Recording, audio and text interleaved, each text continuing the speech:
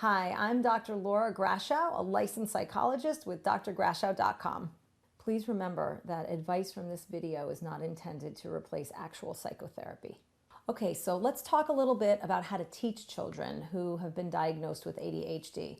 I want to focus on four things. There are many things to focus on, but I want to focus on four things that I think are really important. The first is making sure that you give a child with ADHD in the classroom positive feedback and attention. The second is making sure that you provide organization and structure in your classroom. The third element has to do with teaching the child with ADHD how to do something we call self-monitoring. And the fourth has to do with making sure you grab attention during a lesson. So let me elaborate a little bit. The first thing that I had said had to do with positive attention.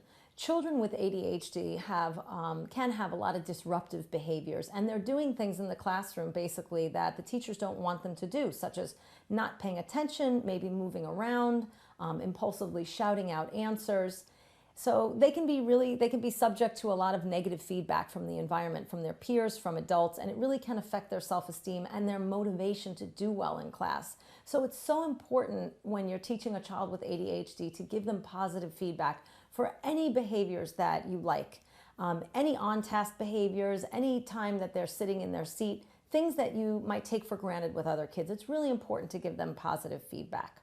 That was the first thing that I think is very important.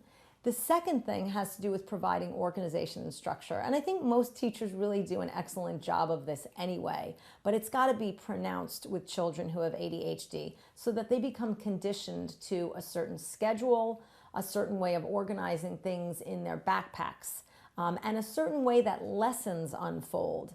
If the lesson has a structure to it, that can help a lot too. And the final two elements have to do with self-monitoring and grabbing attention. When we self-monitor, we talk to ourselves and ask ourselves, hey, am I doing what I need to do? Am I doing a good job? And when we grab attention as teachers, we want to make sure that the child with ADHD is really listening. You can use a tactic like lowering your voice right before you make a point or having the child repeat back to you what you said.